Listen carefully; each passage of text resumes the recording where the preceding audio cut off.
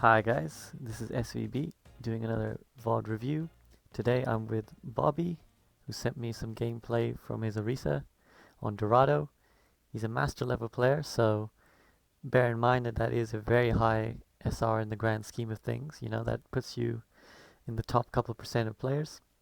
So his general play is very good, positioning is very good, but as always, you know, we can always be better. There's always something you could have done better. Doesn't matter how well you played. Nobody's perfect. So with that spirit, let's get into it. As we get ready while the team sets up here, I just want to point out that Bobbeh has been listening to music while this game is going on, and I have to say that that's a big no-no for me. I know that a lot of people play with music. Some people find it relaxing, but when you're listening to music, you're not going to listen to calls, or it's certainly going to be very hard, and you miss minor details. You know, footsteps, sound cues, lots of little things like that. That I think just if you want to play at your most optimal level Overwatch you want to play, you need to pay attention to the game. You need to have the game sounds on. So I would say, Bobbeh, try and let go of the music if you can. Okay, so we'll get into the gameplay now. Now, one thing I have to say is Bobbeh. Again, we start off by talking about what Bobbeh does really well in this game, and that's just generally very good positioning, good tank play, good awareness, and his halts are excellent. Here we go. There's one on cue, an excellent halt there to pull the Genji and to get punched. So there was very little I could find wrong with the halt play, but right there is a little bit of what I'm going to talk about in the rest of the video as well. The two issues that I would say need to be worked on are shield management and ult management. So if we just go take it back a little bit. So on Dorado, you want to start off by holding this high angle at the top, because that gives you good sight lines to shoot down on the enemy team. And eventually, once they get close enough, you want to drop around to the bottom. But as Bobbeh is doing this, he takes a rather odd route, which is through this window. Now, this is a big no-no, because at some point you could there's lots of things that could happen to you because you're being peeked at through this window on the right here. Now, you could get halted off, you could get sniped, you could get hooked off. So there's a lot of things. You don't want to go that way. You want to take the stairs over there. You want to take those stairs down. And as Bobbeh drops, he drops his shield. Now, this shield is too far forward, and Bobbeh's already overcommitted himself to being stood right here. You see the rest of his team, if I just take it back. So you can see there, the Ana's on the right. The rest of his team are probably back by the stalls. This angle kind of commits Bobbeh to this position here. He can't really go further back, and that's not good. Luckily, the enemy team doesn't really push in, and nothing really comes of it. And there's a nice hook there from the Hog, nice wipe. But you can see here, this shield here isn't really doing anything, and I'll tell you why. So when the enemy team is stood there, they have angles to poke from above this shield right here. They can come here and go to the right. They can go here. There's loads of angles here for a Widow, Hanzo, Genji, anybody to peek over this shield. So this shield needs to be a little bit further back around here. Anyways, we move back to the game. His team is doing a very good job of keeping it very hard for the other team to come through the choke. Again, this shield placement here, let me just take it back a sec. Okay, so what I don't like about this shield positioning is coming here. The enemy Rhine is right next to you. It just takes him 2 steps to walk past this shield, and the shield is useless. Not to mention, there's this big gaping gap over here, where there's the rest of his team, the Rhine's team that is, has sight lines on your team. So if any of your team members are on this side, they're going to get sniped. And that also means is that your team is now forced to play this angle back here. You're facing this side now, you're clumped into this corner, and that whole area on the right side now is free. The enemy team can walk in from the stairs, they can walk past your shield here. This whole area now has been exposed to be free. Ideally, you want to hold the opposite angle. You want to hold on this side, because that gives you sight lines from the rest of the point all the way down where the payload is. If the enemy team goes in here, that's fine, that's another choke. You've controlled where they're going. This side, you can't control where they're going. They've got the whole map. That whole first point is their free reign.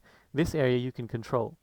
So I don't like this shield positioning personally. I would have put it on this angle to cover this side here. Not to mention the fact that it's way too close to the Rhine. It needs to be a little bit further back. But again, his team is sort of putting so much pressure on the enemy Ryan and the enemy team that they can't walk through. The Ryan shield breaks, and his team wipes them. Now, one thing that Bobbeh does in this video is that he quite often puts the shield quite far in front of him. So you can see here, he threw the shield out a little bit far in front, and now where he stood, generally, is way too far behind the shield. Again, it's not protecting anything there. The shield, the angle of the shield protects nothing. The Roadhog's exposed, this whole side is exposed, and someone can shoot from, there's a gap here that allows projectiles to go through. If you were lobbing stuff over this shield, it'd be quite easy. So generally you want to be quite tight to your shield, and that's why you don't want to throw it too far in front of you. So you can see there the Genji, just to illustrate my point, the Genji comes in over the top of the shield so easily. Just double jumps, and he's already spamming. The Ryan's already come in front of the shield. Now again, the shield is too far forward, 2 steps, and the Ryan is in front of you. So that's not protecting anybody. The Brig's going to come in a second and attack again. So you need to put your shield a little bit further behind. If you're playing Orisa against a Ryan, the advantage that you have is that your shield lasts much longer because you can refresh it, and you have range on him. So to use most of that, you have to stay far away so that your team can spam their shield. Their shield will break quicker, and that leaves your shield nice and fresh, and you've got loads of range to spam down on them. Now what happens, so the Ryan comes forward, and in a second now, the Hog is going to pop whole Hog. He's CCing the Ryan, he's messing everybody up. And in the back, you can't hear it, but in the back, a Nano Boost has been popped, and a Molten Core is about to be popped in a second. And on top of that, Bobbeh, so you can see there the Molten Core has been popped, and Bobbeh drops the Supercharger on top. Now you can see the Nano on the Roadhog. So 4 ults get popped, even though by the time the Roadhog pops his whole hog, and you'll see here, by the time the Roadhog pops his whole hog, this fight is won. And you can see why. Here, the Ryan shield's broken, the Rosaria's won. These two guys, the Torb, you can see right on the top there, and you can see over the top a Molten Core load over here. So Molten Core has been popped. Obviously the sound cue would have told you much sooner, but you can see here visually that the Molten Core has been popped. This fight is won. This Zarya is going to die. This Ryan is going to die. You've already got two kills. This fight is over. So now the Nano, and obviously you can't control what your Ana does, but the Supercharger is completely unnecessary here. And one of the biggest things, the higher up you go, the smaller details make a big difference. So things like ult management are huge. And in this case, you're going to see in a second that the fact that they just blew 4 ults, Bobbeh's team here blew four ults into this one fight, they're going to lose the next fight now because they don't have anything to respond with. Now Bobbeh, rather smartly, can sense that a grab is coming. He knows that his team is about to get ults thrown their way. So he's telling his team to get back, which is good. If you're not in voice, at least try and calm through chat, which is what Bobbeh's doing. But you can see here his shield isn't protecting anybody. There's nobody behind the shield. And now this Symmetra shield goes down, so you have to choose a side now. There's no point playing in the middle. You have to get one side of the shield and force the enemy team to make waste of this Symmetra shield. Instead, Bobbeh plays right into the hands of this Symmetra shield. You're not going to break this Symmetra shield. It's going to run out of time. You're never going to break it. So now he's playing right in the center. His shots are doing nothing. So his team gets forced back because his barrier goes down too early. As the Ryan is coming in, the barrier is too far forward, meaning that the Ryan walks past it in a second, and now he's 7 seconds left for his shield to come back, and there's nothing to protect his team. A Shatter comes in, boom. Most of his team off screen are down, and they just get wiped now by the Genji Blade, the Coalescence, all these ults that the enemy team had combined with the Symmetra barrier, because Bobbeh's team used all their ults. You gotta tell your team, particularly if you're a main tank. As a main tank player myself, you have to take charge a little bit. You have to tell your team, okay, look, I'm gonna use this ult next fight. You guys need to show some restraint. We'll only use Nano and whole hog, or I'll supercharge the whole hog, and that's it. So ult management there cost them that fight, and also a bit of early barrier positioning, which left you exposed to an easy shatter. And if you know the other Ryan has shatter, you have to keep your shield ready for that shatter to come. Now here is another minor mistake, and that's that Bobbeh is walked way too far ahead and he's not got a shield. Another 2 seconds before his shields come up, and he's already in sideline here of the Doomfist, the Genji, and anybody else could have come at any point here. So that's 2 seconds where Bobbeh's exposed. Now you might think 2 seconds, that's nothing, right? 1, 2, his shield's up. But again, the higher you go, the more the small mistakes get punished. 2 seconds is a long time. 2 seconds is a lot of time for someone to react, see you, and do something about where you are without a shield. And I'm only saying this to Bobbeh because he's at Master, and as you know, a fellow Overwatch player, I want all the community to come as high as they can. I want Bobbeh to get to GM. So these small mistakes, even though it sounds like I'm being overcritical of Bobbeh, it's the small mistakes that pile up and make a difference. And overall, Bobbeh's play is fantastic, but these small mistakes, you can see here he takes quite a bit of poke damage. He's down to 200 HP, he's half HP before his shield even comes up. Again, now his team gets forced back, even though they really don't need to. They got 2 kills, so Bobbeh's responsibility here. He's done his part. He's pushing up, but it doesn't seem like his team want to come. The Doomfist dies, as Doomfists like to do, and his team gets forced back. Even though they should be playing aggressive, they still have a 5v6, but they don't. They get pushed back, and again, Bobbeh's shield is way too far away from where he is. His halts are excellent. You're going to see loads of examples throughout this video where Bobbeh's halts, really come in big, but the shield here is consistently too far ahead, or not covering the right angle. So now this is a much better position. You've got the corner. You can see the entire enemy team. You can see the point. And the general tip with placing your shield is you want to place it near a wall. This applies to Reinhardt's as well. If your shield is breaking, you can come to the cover of the wall. If you just need to pause for a couple seconds, you hide behind the wall. So you want an angle where part of the shield allows you to peek around the wall, and part of the shield is behind the wall, so you can hide behind should you need. Now at this point, you'll see in the kill feed that the Widow just got 2 kills. And Bobbeh's DPS, look at him. They're off doing their own thing. Now at this point, I sympathize with Bobbeh, because as a tank main, what do, right? Do you go forward, or do you wait? You just sit back? My advice is, you're a tank, you have to roll with what your team is doing. So when you're DPS here, you have to push out. Ideally, you can even go right to this choke over there, where the ledge is here. What Bobbeh chooses to do is shield his Widow. It's not a bad option, but of course, now he's exposed, as you can see. So he has to run now. He has no choice. He has no shield to protect himself. He's opted to throw it on the Widow, who, to be fair, has been getting kills, so it's not a bad shout. But he's forced to back up now because he has nothing to protect himself. So if, alternatively, he just put his shield down here, or had gone forward with his team and set up there, then he and the rest of his team can shoot instead of just the Widow. So again, we see here, Bobbeh's thrown the shield and then he takes a step back. So that's not really what we should be doing. And the shield here isn't really protecting a great angle. There's loads of gaps here. There's loads of gaps all around the side. It should be right up there, or back here, or potentially near the bank. At this point, it's kind of it's not bad. It's protecting Bobbeh and his healers, but it doesn't protect the angles, and the angles are what are important. Your team will always follow the shield. You have to cover the angles.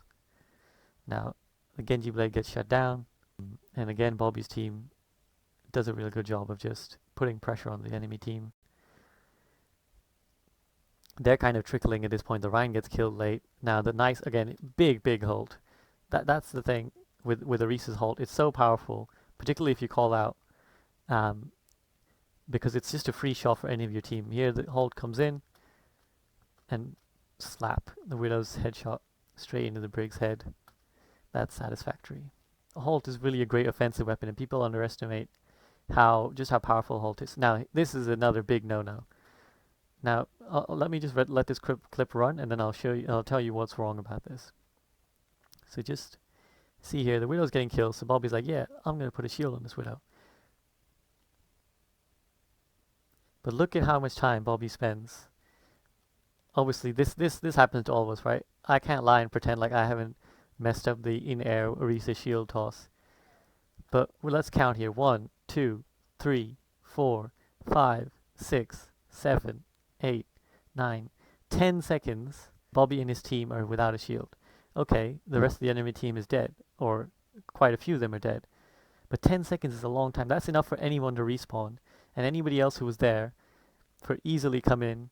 Bobbeh's not even looking. He's not even looking at half this time what's going on. So the minute he throws the shield out, there's a million things that can happen. A hook can come in, a Widow headshot can come in, a Doomfist punch can come in, anything can come in. The entire enemy team could come in. He spent 5 seconds not even looking. So that's a big no-no. You can't turn off like that in a comp game at Masters level. You can't just not face the play.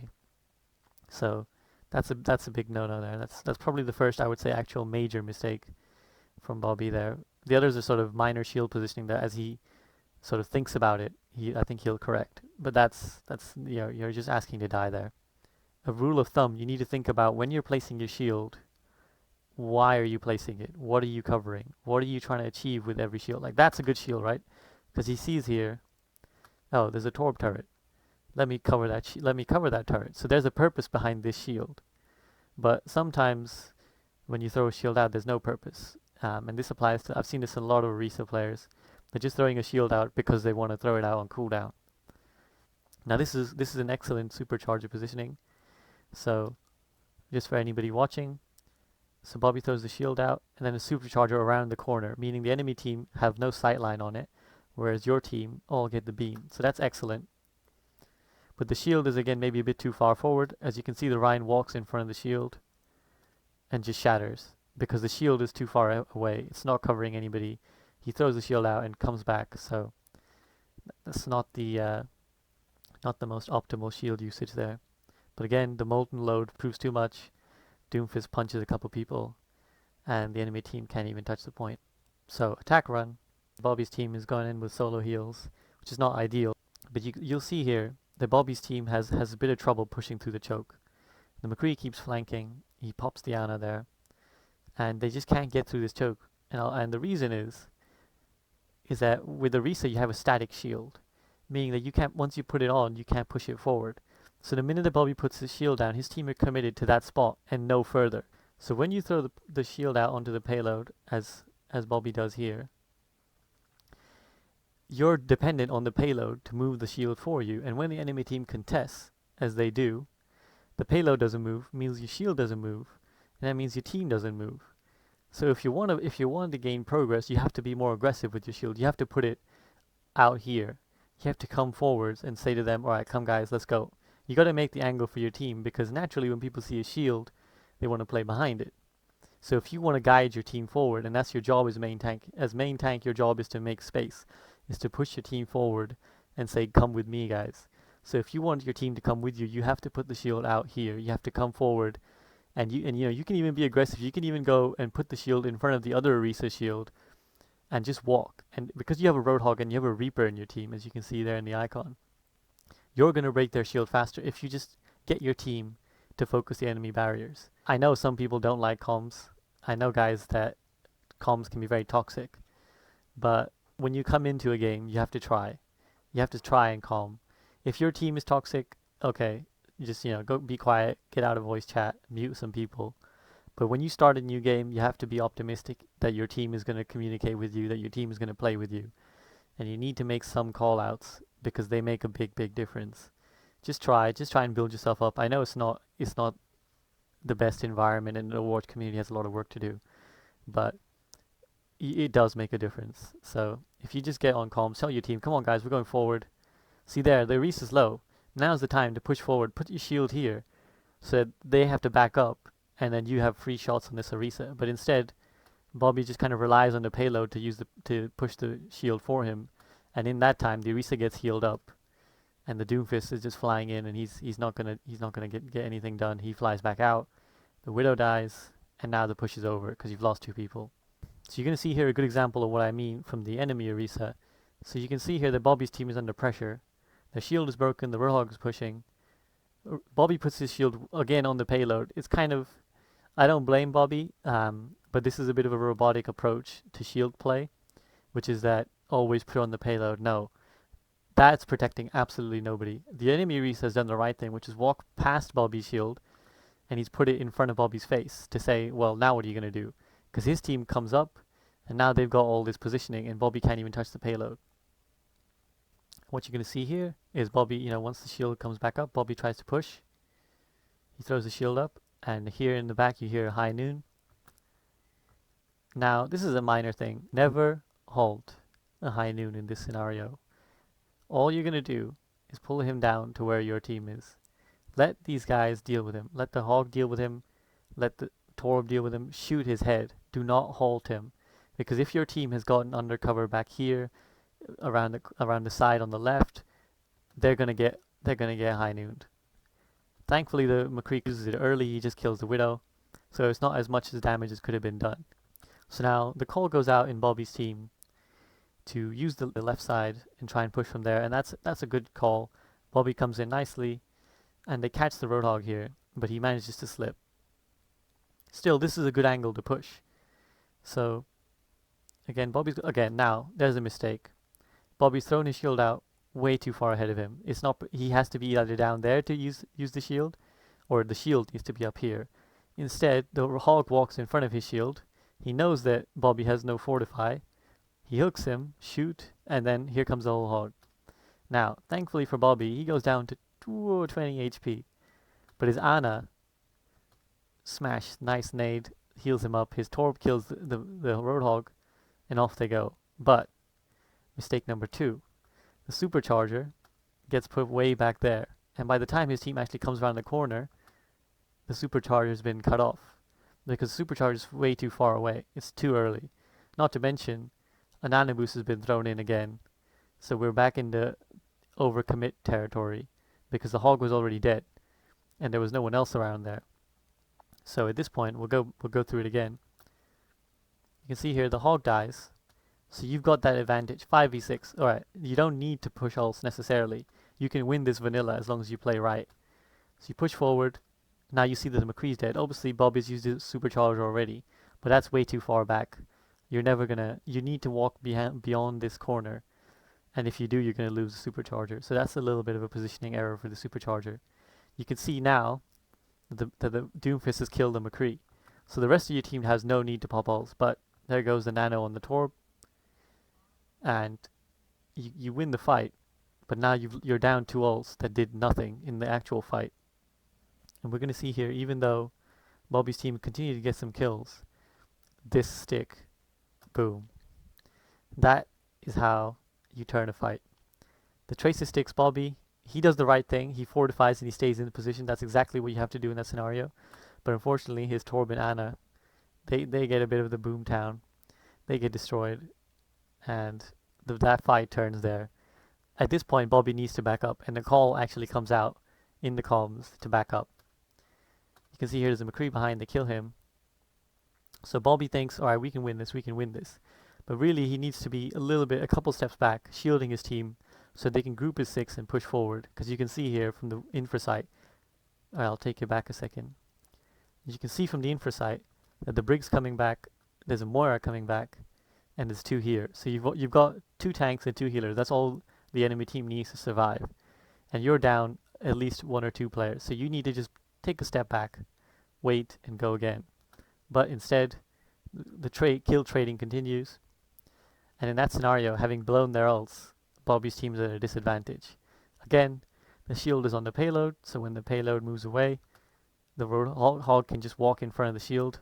Now Bobbeh's team is completely exposed.